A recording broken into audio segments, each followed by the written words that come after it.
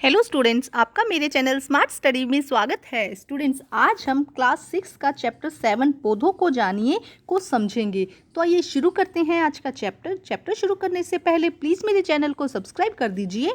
तो आइए देखते हैं आज का चैप्टर। पौधों को जानिए। बाहर निकलकर अपने चारों ओर के पौधों का परीक्षण कीजिए। आप क्या देखते हैं? कुछ पौधे छोटे और कुछ विशालकाय, जबकि कुछ धरती पर हरे धब्बों की तरह दिखाई देते हैं। तो देखो, कुछ पौधे क्या होते हैं, बहुत छोटे होते हैं, जबकि कुछ पौधे क्या होते हैं, बहुत बड़े होते हैं। जबकि कुछ की पत्तियां हरी होती है, जबकि कुछ की पत्तियां लालिमा लिए हुए होती है। कुछ नीले तथा कुछ लाल पुष्प होते हैं। मतलब देखो, अगर आप ध्यान से देखेंगे अपने चारों तरफ तो अलग अलग तरह के पौधे, बगीचे में आपको अलग अलग तरीके के पौधे दिखाई देंगे। कुछ लंबे, छोटे, हरे, नीले फूल होंगे किसी के अंदर ना, तो अलग अलग चीज़ें दिखाई देंगी। हम जाने पौधे के विभिन्न भागों के विषय में जाने तो हमने विभिन्न प्रकार के पौधों के बीच में अंतर में समझने में सहायता मिलेगी। अगर हम देखते हैं अलग अलग प्रकार के पौधों को, जैसे कि देखो यहाँ पे चित्र में दिखाया गया है कि ये देखो, अगर यहाँ बात करते हैं तो ये पेड़ हो जाएगा, ठीक है। इसी तरह अगर यहाँ बात करते हैं तो देखो छोटे छोटे यहाँ पे क्या हो जाएंगे, छोटे पौधे हो जाएंगे। तो अगर हम इधर उधर अपने आसपास में घूमते हैं तो हमें विभिन्न प्रकार के पौधे दिखाई देते हैं, जिनको 3 भागों में विभाजित किया गया है। इन्हें हम अच्छे से समझेंगे। शाख, झाड़ी तथा वृक्ष। देखो, उन पौधों के तने तथा शाखाओं को ध्यानपूर्वक देखिए। तो देखो, फर्स्ट क्रियाकलाप में क्या कहा गया है कि आपने आसपास जो भी पौधे देखे उनकी तने, जैसे कि ये पौधा है, देखो पहले हम समझते हैं कि भाग कौन सा है। तो ये भाग क्या कहलाता है? जड़ कहलाता है। ये क्या कहलाता है? तना। और ये क्या कहलाता है? पत्ती। और यहाँ पे जो दिखाई दे रहा है ये भाग क्या कहलाता है? ये कहलाता है फूल, ठीक है। तो पौधे के मुख्य 4 भाग हैं: जड़, तना, पत्ती और फूल। तो आप अपने आसपास में जाएं तो उन पर जो पौधे आप देख रहे हैं उनकी तने और शाखाओं को ध्यान से देखिए। जहाँ यहाँ से जो निकली होंगी ना, ये क्या है? शाखाएं हैं। तो जो आपसे कम लंबे, कुछ पौधे होंगे जो कम लंबे हैं, कुछ हैं जो आपके बराबर के होंगे और कुछ ऐसे हैं जो आपसे बहुत अधिक लंबे होंगे। इनको आपको स्पर्श करना है और आप देखना है कि जो इनका तना है वो कोमल है या कठोर है। उसको टच करके देखेंगे तो कुछ का तो तना जो है सॉफ्ट सा होगा, कुछ का क्या होगा? कठोर होगा। इसे मोड़ने का प्रयास करें। ध्यान रखें कि ये टूटे नहीं। आपको इस बात का ध्यान रखना है कि पौधों को क्या है? तोड़ना नहीं है। तो देखिए, कुछ पौधे आपको लेने हैं, जैसे कि अगर टमाटर का लेंगे तो वो हरा है और कोमल है उसका तना, और क्या है? उसे हम क्या कहते हैं? शाख। इसी तरह आम का देखेंगे तो इसे हम क्या कहते हैं? वृक्ष। और नींबू का, उसे हम झाड़ी कहते हैं। तो हमने यहाँ पर 3 अलग अलग भागों में विभाजित किया: शाख, वृक्ष और झाड़ी। तो हम अब इनको समझेंगे कि एक्चुअली में शाख, वृक्ष और झाड़ी है क्या। तो हम इसे ध्यान से समझते हैं। यहाँ पे सारणी दी गई है, इसे आप कंप्लीट करने की कोशिश कीजिएगा। तो देखो क्या कहा गया है कि हमें यह भी जानना चाहिए कि शाखाएं भूमि के पास तने के आधार से या कुछ ऊंचाई से निकली है। मतलब कि जैसे कि ये तना है, तो जो शाखाएं वो यहाँ से निकल रही हैं या कुछ ऊंचाई से, जैसे कि यहाँ से। इस बात का भी आपको यहाँ पर ध्यान रखना है। अतः हम प्रेक्षित सभी पौधों की सारणी 7.1 में वर्गीकृत करेंगे। हमने जो भी अपना कंक्लूजन निकाला है उसे हम आप सारणी 7.1 में उसको अच्छे से लिख देंगे। कुछ उदाहरण दिखाए गए हैं, आप और अधिक पेड़ ले सकते हैं, 1 2 3 और भी अलग कॉलम बनाकर उसमें आप उसको फिल कर सकते हैं। तो आगे देखो क्या कहा गया है यहाँ पे। सुझाव देखो, कुछ कहा गया है कि पौधों को कम से कम क्षति पहुंचनी चाहिए। देखो बेटा, हमारे लिए प्राणदायक जो ऑक्सीजन है वो पौधे देते हैं, इसलिए पौधों को कम से कम नुकसान पहुंचना चाहिए। कोमल तने वाले पौधों के अध्ययन के लिए खरपतवार का प्रयोग कर सकते हैं। जो कोमल तने हैं, खरपतवार आप समझते हैं क्या होता है बेटा? अवांछनीय पौधे, जिनकी जरूरत नहीं होती, तो बड़े बड़े पौधों के साथ में वो पौधे भी लग जाते हैं जिन्हें खरपतवार कहते हैं। तो उसका आप प्रयोग कर सकते हैं, ठीक है। अब देखो यहाँ पे लिखा भी गया, खरपतवार किसे कहते हैं? बगीचे और गमलों में कुछ अनचाहे पौधे स्वतः ही उग जाते हैं, मतलब अपने आप ही उग जाते हैं, जिसे हम खरपतवार कहते हैं। क्या आपने किसानों को इन खरपतवारों को उखाड़ते हुए देखा कई बार? क्या ये क्या करते हैं? जो मिट्टी है उसका न्यूट्रिशन ले लेंगे और जो मेन प्लांट है उसको न्यूट्रिशन नहीं मिल पाएगा, इसीलिए जो किसान है इनको उखाड़ देते हैं। आगे देखो क्या कहा गया। अब इसे हम ध्यान से समझेंगे बेटा, इंपॉर्टेंट है। आज हम देखेंगे शाख, झाड़ी और वृक्ष के बारे में। हरे और कोमल तने वाले पौधों को शाख कहते हैं। जो पौधे क्या होते हैं? हरे कलर के होते हैं, जिनका तना, यहाँ पे बात हो रही है, तना हरा कलर का होता है। और कोमल तने वाले होते हैं, जिनका तना जो है वो सॉफ्ट होता है, उन्हें हम शाख कहते हैं। ये सामान्यतः छोटे पौधे होते हैं और अक्सर इनमें ज़्यादा शाखाएं नहीं होती। मतलब देखो, ये झाड़ी जैसे शाख, ये देखो ये क्या है? शाख। यहाँ पे दिया गया ये क्या है? ये देखो यहाँ पे दिया गया ये क्या है? शाख है, ठीक है। ए नंबर पे जो दिया गया एग्जाम्पल वो क्या है? शाख है। उसके बाद आगे देखते हैं। देखो, कुछ पौधों में शाखाएं तने के आधार के समीप निकलते हैं। जैसे कि ये शाखा है, ये क्या करेंगी? तने के आधार, मतलब तने के नीचे से ही निकलना शुरू हो जाती है। इस तरह से शाखाएं निकलना शुरू हो जाती हैं और तना इनका क्या हो जाता है? कठोर हो जाता है, मोटा हो जाता है तना, और अधिक मोटा हो जाता है। तो इसे हम झाड़ी कहते हैं। ध्यान से समझो, जब शाखाएं क्या हो जाती है? तने के आधार के समीप हो जाए, यहीं से नीचे से निकलना शुरू कर दे। आधार मतलब कि बेस से, यहीं से निकलना शुरू कर दे और क्या हो जाए? तना भी कठोर हो जाए और अधिक मोटा हो जाए, तो इसे हम झाड़ी कहते हैं। कुछ पौधे बहुत ऊंचे होते हैं। कुछ पौधे क्या होते हैं? बहुत ऊंचे होते हैं, ठीक है। इनके तने सुदृढ़ और गहरे भूरे हो जाते हैं। इनके तने क्या होते हैं, एकदम एकदम हार्ड हो जाते हैं और गहरे भूरे हो जाते हैं। इनकी शाखाएं भूमि से अधिक ऊंचाई पर तने के ऊपरी भाग से निकलते हैं, मतलब जो शाखाएं हैं वो इस तरह से निकलती है। डायग्राम से समझ में आ रहा होगा, इस तरह से शाखाएं निकलती है। तो इसे क्या कहा जाता है, वृक्ष कहा जाता है। हम एक बार डायग्राम से समझते हैं। यहाँ पे देखो ये कहा, ये देखो ये फर्स्ट देखो ये क्या हो गया, यहाँ पे ये हो गया शाख, ये क्या हुआ झाड़ी, देखो यहीं से शाखाएं निकलनी शुरू हो गई और ये क्या हो जाएगा वृक्ष। ठीक है, आगे समझते क्या कहा गया है। उपयुक्त अभिलक्षणों के आधार पर क्या आप सूचीबद्ध पौधों को सही तरीके से वर्गीकृत कर सकते हैं। 7.1 की जो हमने सारणी देखी थी, क्या उसमें हमने जो टमाटर देखा है, जो अभी हमने देखा था कि शाख झाड़ी वृक्ष है, तो हम उसको अच्छे से समझ सकते हैं। अब देखते हैं आगे क्या कहा गया है। पहेली जानना चाहती है कि मनी प्लांट, सेम, लौकी तथा अंगूर के तने किस प्रकार के पौधे हैं। आपने मनी प्लांट जरूर देखा होगा, सेम, लौकी, अंगूर का तना आपने जरूर देखा होगा। इनमें से कुछ पौधों को देखिए, ये शाख झाड़ी या पेड़ से भिन्न, देखो ये क्या है, किसी का सहारा लेके, जो बेल होती है, लता होती है, वो सहारा लेके चढ़ती है। तो ये क्या है, ये इन तीनों से भिन्न है। आपके विचार में इन पर ऊपर चढ़ने के लिए सहारे की जरूरत होती है। देखो ये तो आपने देखा होगा, मनी प्लांट को ऊपर चढ़ने के लिए सहारे की जरूरत होती है, या तो उसको बांधना पड़ता है, उसके पास कुछ रखना पड़ता है जिसके ऊपर वो चढ़ सके ना। तो देखो कुछ पौधे पेड़, तना, पेड़, झाड़ी और शाखा के अलावा भी होते हैं, जैसे कि कमजोर तने वाले पौधे सीधे खड़े नहीं हो सकते, अतः ये भूमि पर फैल जाते हैं, इन्हें विसर्पी लता कहते हैं। जबकि कुछ पौधे आसपास के ढांचे की सहायता से ऊपर चढ़ जाते हैं, इन्हें आरोही कहलाते हैं। कुछ तो क्या करते हैं, इस तरह से फैल जाते हैं। इस तरह से जब मान लो ये पौधे की जड़ है तो ये इस तरह ग्रो कर गए, तो इन्हें हम क्या कहते हैं, विसर्पी लता। और कुछ क्या करते हैं, किसी की भी सहायता लेकर ऊपर चढ़ जाते हैं इस तरह से ना, तो उन्हें हम क्या कहते हैं, आरोही पौधे। तो ये हुए आरोही, और जो जमीन पर ही फैल जाते हैं, इस तरह से ग्रो करना शुरू कर देते हैं, उन्हें हम कहते हैं विसर्पी लता। ठीक है, समझना जरूरी है बेटा। देखो संभवतः आप अपने विद्यालय अथवा अपना घर सब कुछ पौधों को देखभाल करते होंगे। आपके घर के आसपास या घर में कुछ पौधे होंगे जिन्हें आप देखते होंगे। अपने घर तथा विद्यालय में जाने वाले वृक्ष, झाड़ी तथा विसर्पी लता के दो दो पौधों के नाम लिखने। तो ये क्वेश्चन आपके लिए, जो भी आपके घर में, जैसे कि मनी प्लांट, तुलसी, ऐसे कुछ पौधे हो सकते हैं, आम का पेड़ या कोई भी पेड़ स्कूल में दिख जाते हैं, बबूल का पेड़ है ना, तो यहाँ पे आपको उसके एग्जाम्पल लिखने हैं। और विसर्पी लता में क्या हो जाएगा, मनी प्लांट का पौधा हो जाएगा, या और कोई बेल लिख सकते हैं आप। ठीक है, अब हम देखते हैं तना। अब हम पौधों के भाग करते हैं। तो सबसे पहले देखते हैं तना। इसके लिए यहाँ पे कुछ सामग्री दी गई है। देखो क्रियाकलाप नंबर 2, आवश्यक सामग्री, 1 गिलास जल, लाल शाही शाकीय पौधा और एक ब्लेड। 1 गिलास के 1/3 जल से भरें और जल में लाल शाही की कुछ बूंदें डालें। शाक के तने को आधार से काटकर गिलास में रख दें, जैसा कि आपने चित्र पॉइंट 2 में 7.5 में देखा है। अब देखिए क्या कहा गया है, यहाँ पे समझिए बेटा। देखो एक पौधा लेना है, छोटा पौधा लेना, शाक लेना है, उसको क्या करना है, आपको उसके तने को काट कर और लाल पानी वाले पौधे, उस लाल पानी वाले गिलास में उसको रख देना है। क्या शाक के ऊपर का भाग लाल नजर आता है? यदि हाँ तो आप बता सकते हैं कि यह लाल रंग कैसे पहुंचा। जैसे कि देखो यहाँ पे ये पौधा था और यहाँ पे ये तना था और यहाँ पे ये पौधा था और यहाँ पे हमने रख दिया लाल पानी। देखो ये रखा हुआ ना लाल पानी। अब यहाँ पे होता क्या है, जो तना है वो क्या करता है, यहाँ पे रूट मतलब कि जड़ होती है, तो जड़ क्या करती है, यहाँ से पानी को अवशोषित करती है, और तना क्या करता है, यहाँ से पानी लेकर इस तरह से पौधों के ऊपरी भागों तक पहुँचाने का काम करता है। तो नीचे लाल पानी था, तो इसीलिए लाल पानी यहाँ इसके थ्रू ऊपर आता है और ऊपर की पत्तियों में नजर आने लग जाता है। आप तने की मोटाई में काट कर इसे लाल रंग का देख भी सकते हैं। अगर आप इस तरह से इसको काटेंगे तो यहाँ पे लाल रंग का आपको अंदर से इस तरह से, जैसे यहाँ डायग्राम में दिखाया गया ना, तो इस तरह से आपको यहाँ पर लाल पोर्शन भी दिखेगा। ठीक है, देखो इस तरह से क्या होगा, आपको लाल कलर का पोर्शन भी दिखेगा। अब देखो क्या कहा गया, इस क्रियाकलाप में हमने देखा कि जल तने की ऊपर चढ़ता है, अर्थात तना जल का संवहन करता है। देखो बहुत इंपॉर्टेंट है ये। लाल शाही की भांति जल विलीन खनिज लवण जल के साथ तने के ऊपरी भाग पर चढ़े जाते हैं। जैसे कि देखो यहाँ से जड़ है और ये तना है और यहाँ पे क्या है, पौधा है, लीव्स और फूल वगैरह हैं। ठीक है, अब यहाँ पे पानी है और खनिज लवण है, तो ये सब खनिज लवण क्या होते हैं, पानी के साथ इसमें ऊपर चढ़ते हैं, पानी के साथ ऊपर चढ़ते हैं और यहाँ तक खनिज लवण जितने भी हैं, जल है, वो तने के साथ पौधे के विभिन्न भागों तक पहुँचता है। ठीक है, आगे देखते हैं। जल तथा खनिज तने की पतली नलिकाओं द्वारा पत्तियों तथा पौधों के विभिन्न भागों तक पहुंच जाते हैं। अब देखो यहाँ से ये आया जल, यहाँ पे पहुंचा, ये जल है। ठीक है, अब यहाँ से क्या होगा, यहाँ से जो अलग अलग पत्तियां हैं या जो फूल है वहां तक पहुंच जाता है। छोटी छोटी नलिकाओं के द्वारा क्या करता है, ये विभिन्न भागों तक पहुंच जाता है। पहेली ने सफेद फूलों वाले शौक का एक पौधा यह क्रियाकलाप करके देखा। उसने सफ़ेद फूल के साथ ये करके देखा।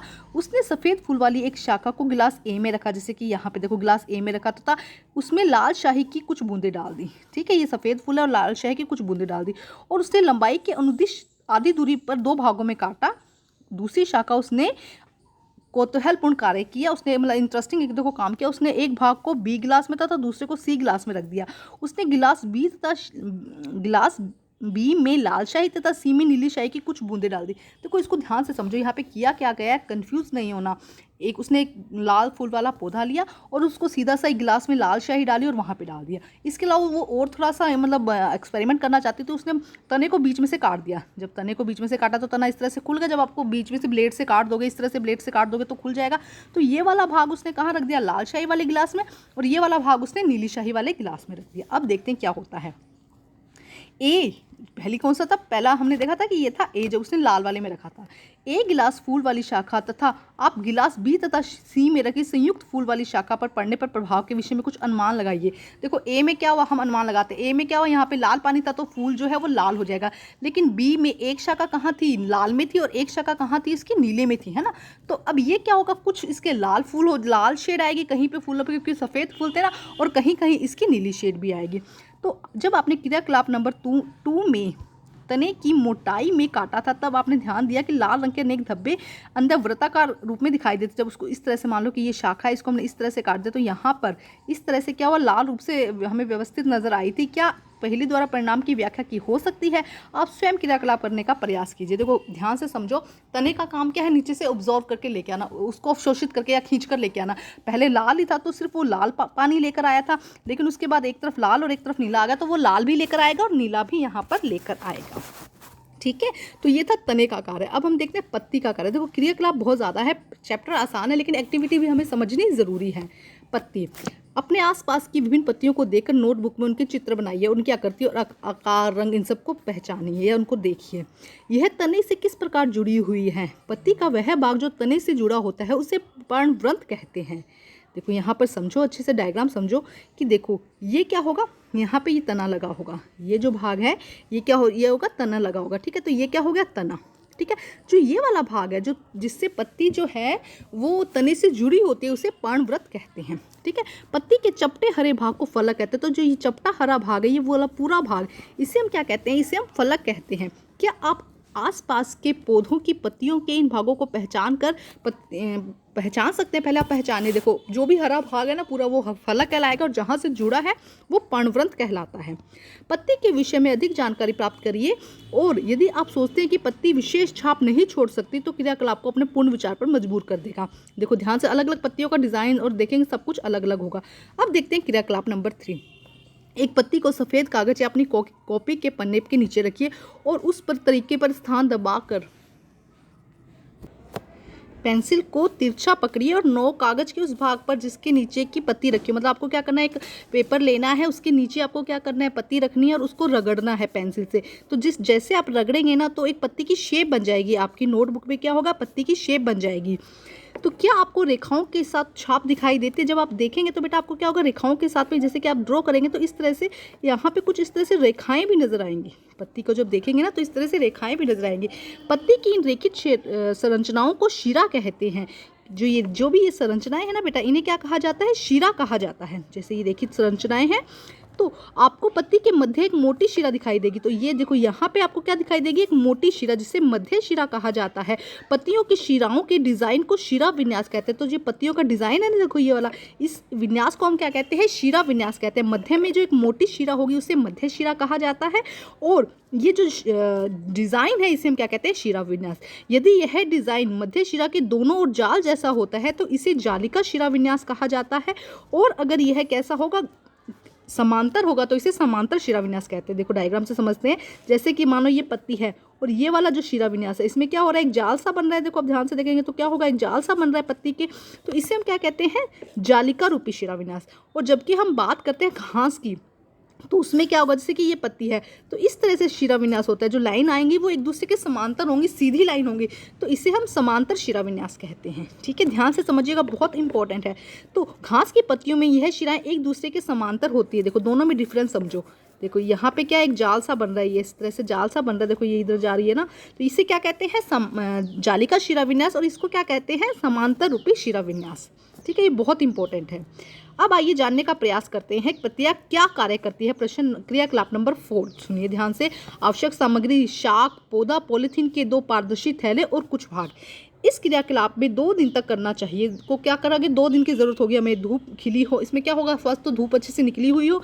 इस क्रियाकलाप के लिए आपको स्वस्थ पत्ती भली भांति सिंचित धूप के में रखे हुए पौधे को लेना है। आपको क्या लेना है, एक पौधा लेना है, जो गमले में पौधा लगा होता है वो लेना है, जो और क्या हो वो अच्छा खिला हुआ हो, उसको धूप में रखना है। किसी पौधे की पत्ती वाली शाखा को चित्रानुसार एक पॉलीथीन की थैली में ढक कर रख दीजिए। देखो यहाँ पे दिखाया गया है ना, ये पौधा है, इसकी पत्ती को आपने क्या किया, एक पॉलीथीन की थैली से बांध देना है। किसी पौधे की पत्ती वाली शाखा चित्रानुसार पॉलीथीन की थैली से ढककर बांध दीजिए। अब दूसरे देखो आपको क्या करना है, इसके आगे क्या कहा गया है, ध्यान से समझेंगे। दूसरी पॉलीथीन को खाली थैली पर धागा बांधकर धूप में रख दीजिए। देखो यहाँ पे क्या कह रहे हैं, ध्यान से समझो कि एक पॉलीथीन लेनी है, पौधे को उस पर बांध देना है। कुछ घंटों के बाद में पॉलीथीन की थैली के आंतरिक पृष्ठ को ध्यानपूर्वक देखिए। यहाँ पे देखो समझते हैं, ये पौधा लिया और यहाँ पे इसकी लीफ निकली हुई है, ठीक है, एक मिनट, ये पौधा लिया, यहाँ पे इसकी लीफ है, ठीक है, ये क्या है, इसकी लीफ है। इसमें पहले एक पॉलीथीन बांध देनी है, ठीक है, ये से अपने पॉलीथीन बांध दी, यहाँ से इसको टाइट बांध देना है। अब इसको कुछ देर के लिए आपको धूप में रख देना है। कुछ घंटों के बाद पॉलीथीन की भीतरी आंतरिक सतह को ध्यानपूर्वक देखिए। अब आप यहाँ पे देखेंगे ध्यानपूर्वक, देखो कहाँ पे, ये वाली जो अंदर वाली सतह है ना, आंतरिक सतह मतलब अंदर वाली जो सतह है, वहाँ पर ध्यान से देखिए। क्या किसी थैली के अंदर जल की बूंदें दिखाई देती है? तो यहाँ पर आप देखेंगे कि अंदर की सतह पर क्या दिखाई दे रहा है, जल की बूंदें दिखाई दे रही है। तो देखो यहाँ से तने ने पानी को अवशोषित किया, यहाँ से लीफ को दिया। अब लीफ ने क्या किया, इस पानी को बाहर निकाल दिया। लीफ क्या करता है, पानी को उड़ाता है। तो ये पानी कहाँ हो गया जमा, यहाँ पर ये जमा हो गया। किस थैली के जल की बूंदें दिखाई दी? क्या आप बता सकते हैं कि यह बूंदें कहाँ से आई है? देखो मैंने अभी आपको समझाया, तने जो जड़ है उसने पानी को अवशोषित किया, उसके बाद यहाँ पे तना ही होता है ना सीधा, तो नॉर्मली बताती हूँ, तो जड़ तने ने क्या लिया, पानी लिया, और पानी यहाँ से लेकर पत्ती तक आया, और पत्ती में जो पानी था वो क्या होता है, धीरे धीरे उड़ता है। तो ये कहाँ पर जमा हो गया, यहाँ पॉलीथीन के अंदर, पॉलीथीन की भीतरी सतह पर। क्रियाकलाप के बाद पॉलीथीन थैली को हटाना मत भूलिए, बिल्कुल भी हटाना नहीं है बेटा आपको, ठीक है। अब देखो यहाँ पे समझाया गया, अच्छे से समझते हैं क्या कहा गया है। जल की यह बूंदे पत्ती से जल वाष्प के रूप में निकलती है। जल की जो ये बूंदे हैं पत्ती से जल वाष्प के रूप में निकलती है, जिसे वाष्पोत्सर्जन कहते हैं। इस प्रक्रम के द्वारा पौधे बड़ी मात्रा में जल को वायुमंडल से छोड़ते हैं, जिसे ट्रांसपीरेशन कहते हैं या वाष्पोत्सर्जन कहते हैं। इसमें क्या करते हैं, जो जल पानी की बूंदें हैं जो पत्ती के अंदर है वो वाष्प के रूप में उड़ती है। बहुत इंपॉर्टेंट, वेरी वेरी इंपॉर्टेंट बेटा, ये पत्ती से जो पानी है वो वाष्प के रूप में बूंद मतलब भाप के रूप में उड़ता है, और उड़कर वो पॉलीथीन की भीतरी सतह पर लग गया। अगर पॉलीथीन नहीं होती तो वो वायुमंडल में चला जाता। तो इस प्रक्रिया को हम क्या कहते हैं, वाष्पोत्सर्जन कहते हैं। अब देखिए, हमने पत्तियों की ऊपरी थैली को क्यों बांधा? क्या पौधों में वाष्पोत्सर्जन से निकली जल वाष्प को हम अन्यथा देख पाते? अगर वो पॉलीथीन से नहीं बांधते तो वो वायुमंडल में चला जाता। अध्याय 5 के उन क्रियाकलाप के विषय में स्मरण कीजिए जिसमें जल विभिन्न अवस्थाओं में बदल सकता है। हमें पता है कि जल भाप में, बर्फ में जम सकता है ना, ये विभिन्न अवस्थाओं में होता है। क्या आप बता सकते हैं उनके नाम? बताइए। बर्फ हो गया, भाप हो गया, है ना, और जल का जो लिक्विड फॉर्म है वो तो है ही ना। क्या आप उनके नाम बता सकते हैं? उस प्रक्रम का नाम बताइए जिसके कारण जल बूंदों के रूप में परिवर्तित होकर पुनः पॉलीथीन की थैली पर दिखाई देने लगा। जल यहाँ से देखो परिवर्तित होकर, यहाँ से उड़कर, पत्तियों द्वारा उड़कर जब यहाँ पर जमा हुआ था तो उसे हमने क्या कहा था, उसे हम कहते हैं वाष्पोत्सर्जन। लेकिन जब भाप थी ना, उसमें तो एक जल वाष्प के रूप में वापस बूंदों में आया तो संघनन कहते हैं। उस प्रक्रिया को क्या कहते हैं, संघनन कहते हैं। वो आप पिछला चैप्टर में आपने समझा होगा। अब देखो आगे क्या कहा, पत्तियों का और भी कार्य है, बताइए। एक तो सबसे पहला इंपॉर्टेंट कार्य क्या हुआ, सबसे मतलब एक हमने पढ़ा वाष्पोत्सर्जन, दूसरा है प्रकाश संश्लेषण, जिसे हम बहुत अच्छे से समझेंगे और बहुत इंपॉर्टेंट है। आवश्यक सामग्री पत्ती, स्प्रिट, बीकर, परख नली, बर्नर, जल, प्लेट, आयोडीन विलयन। परख नली की एक पत्ती रखिए, आपको एक परख नली लेनी है, इस तरह से परख नली होती है, उसमें एक पत्ती रखिए, उसमें पर्याप्त मात्रा में स्प्रिट डालें और जिससे पत्ती उसमें पूर्णतः डूब जाए। यहाँ पे आपने स्प्रिट डाली, यहाँ पे पत्ती क्या हो, पूरी तरह डूब जाए। अब इस परख नली को जल के आधे भरे बीकर में रखिए। अब इस परख नली को आपको क्या करना है, जल के आधे भरे बीकर में आपको इसको रखना है। बीकर को उस समय तक गर्म करें जब तक कि पत्ती से हरा रंग पूर्णतः बाहर नहीं निकल जाता। अब पत्ती में परख नली से सावधानी पूर्वक बाहर निकालिए। अब इसको क्या करना है, पहले इसको गर्म किया, यहाँ पे बाहर निकालिए। इसे प्लेट में रखकर आयोडीन विलयन की कुछ बूंदें डालिए। देखो ध्यान से समझिए क्या कहा गया। देखो इसमें देखो, यहाँ पे एक परख नली ली, उसके अंदर पत्ती डाली हुई है। अब यहाँ पे इसको गर्म करें, गर्म जब तक करो जब तक कि पत्ती का जो हरा रंग है वो गायब ना हो जाए। इस तरह से पत्ती हो जाएगी। क्योंकि यह क्रियाकलाप स्प्रिट को गर्म करना होता है, अध्यापक के साथ आपको करना है। जब आप क्लास में जाएंगे तब अध्यापक के साथ इसको करेंगे। अब आगे देखो क्या कहा गया है। आप क्या देखते हैं कि प्रेक्षण की तुलना अध्याय 2 में खाद्य पदार्थों के विभिन्न पोषक तत्वों की उपस्थिति के समय किए गए परीक्षणों से कीजिए। अब देखो अध्याय 2 में हमने चैप्टर जब रीड किया था, हमने देखा था कि स्टार्च जो होता है आयोडीन के साथ में नीला बैंगनी रंग देता है ना, डार्क नीला कलर देता है। लेकिन अब हमने जब पत्ती को गर्म किया तो उसमें नीला कलर आया ही नहीं। इसका क्या अर्थ है, पत्ती में मंड है? देखो क्या कहा गया है, हमने अध्याय 2 में देखा था कि कच्चे आलू में मंड उपस्थित होता है। आलू में यह मंड पौधों के विभिन्न आकार में एकत्रित हो जाता है, परंतु पत्तियां प्रकाश के हरे रंग से एक पदार्थ को उपस्थिति से अपना भोजन बनाती है। इस प्रक्रिया में यहाँ पे समझो, देखो पौधे की पत्तियों में हरा रंग होता है, तो हरा रंग और जल कार्बन डाइऑक्साइड का उपयोग करती है और इस प्रक्रम को प्रकाश संश्लेषण कहते हैं। ध्यान से समझो, पत्तियों के अंदर हरा रंग है, ठीक है। हरा रंग किसके कारण होता है? क्लोरोफिल के कारण। अभी आगे जब समझेंगे बड़ी क्लासेस में होंगे। क्लोरोफिल और जल और कार्बन डाइऑक्साइड की उपस्थिति से जो पौधे हैं वो अपना भोजन खुद बनाते हैं, इसे हम प्रकाश संश्लेषण कहते हैं। इस प्रक्रम में ऑक्सीजन निकासित होती है, मतलब ऑक्सीजन निकलती है। ध्यान से समझो, ये क्या हुआ, यहाँ पे क्या निकली? ऑक्सीजन निकली है, ठीक है। यहाँ से ऑक्सीजन क्या होती है? निकलती है। कार्बन डाइऑक्साइड का यूज़ करते हैं और जल का यूज़ करते हैं। इस प्रक्रम में ऑक्सीजन निकलती है। पत्तियों द्वारा संश्लेषित भोजन अंततः पौधे के विभिन्न भागों में मंडल के रूप में संग्रहित हो जाता है। अतः हम कह सकते हैं कि पत्ती में ही मंड का संश्लेषण किया था, अतः यह किसी और भाग से नहीं पहुंचा है।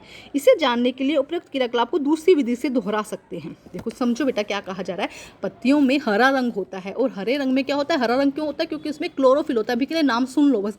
अब ये क्लोरोफिल क्या करता है? सूर्य का प्रकाश, यहाँ पे सूर्य का प्रकाश, जल और कार्बन डाइऑक्साइड, ये तीनों चीजें मिलकर, जल, कार्बन डाइऑक्साइड और क्लोरोफिल और सूर्य का प्रकाश मिलकर भोजन बना देते हैं। और ये भोजन क्या करता है?